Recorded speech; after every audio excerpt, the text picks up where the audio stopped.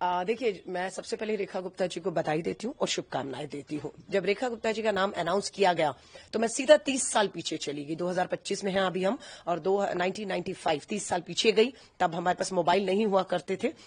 Album होती थी, album खोजी, उसमें से एक तस्वीर खूबसूरत जिसमें मैं अध्यक्ष पद का चुनाव जीती थी NSUI से, और रेखा गुप्ता ABVP से सचिव पद जीती थी, और दोनों ने मिलकर शपथ ली थी। वो वही तस्वीर है। उम्र हमारी 20 साल थी उस समय। तो शपथ ली, हम लोगों ने एक साथ मिलकर काम किया। आइडियोलॉजिकल लड़ाई उसके साथ थी, है और रहेगी। उस समय भी होती थी। वो अखिल भारतीय विद्यार्थी परिषद से तीनों जीते थे, मैं अकेली अध्यक्ष जीती थी। तो RSS के लोगों को लाना, लेक्चर करवाना उस विचारधारा को जिसका हम बिल्कुल विरोध में खड़े रहते हैं, खड़े हैं। हम गांधीयन को, आइडियोलॉजी के लोगों को लाकर हमारे अपना लड़ाई जो है एक संघर्ष रहता था।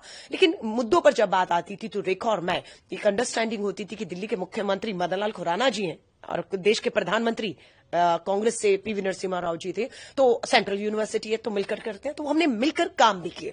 साल बहुत नहीं होता है, हमें अपनी कैंपस, मैं खुद साइंस स्टूडेंट थी, अपनी लेबोरेटरी लैब से फुर्सत नहीं मिलती थी, फिर एक साल में बहुत कुछ करना था।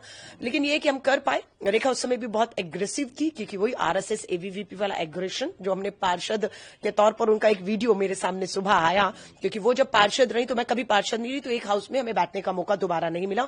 मैं जब विधायक हुई 2015 से 20, तो वो विधायक नहीं थी, तो सदन में भी बैठने का, विधानसभा भी मौका नहीं मिला। अब वो पहली बार विधायक बनी है। लेकिन उनका जो वीडियो मैंने देखा तो मैंने उनको शुभकामनाएं, बधाई तो दी है, लेकिन नसीहत भी दी है, क्योंकि उन्होंने भी शायद नहीं सोचा होगा कि वो सीधा पार्षद से पहली बार विधायक बनेंगी और मुख्यमंत्री हो जाएंगी। लेकिन सदन में जो उनका आचरण है, अगर मुख्यमंत्री के तौर पर विपक्ष में कोई ऐसा करेगा तो वो अब क्या करेंगे, क्योंकि उन्होंने पार्षद रहते हुए सरकारी संपत्ति को नुकसान पहुंचाया, माइक, पोडियम सब तोड़ा। वो आज वायरल वीडियो है।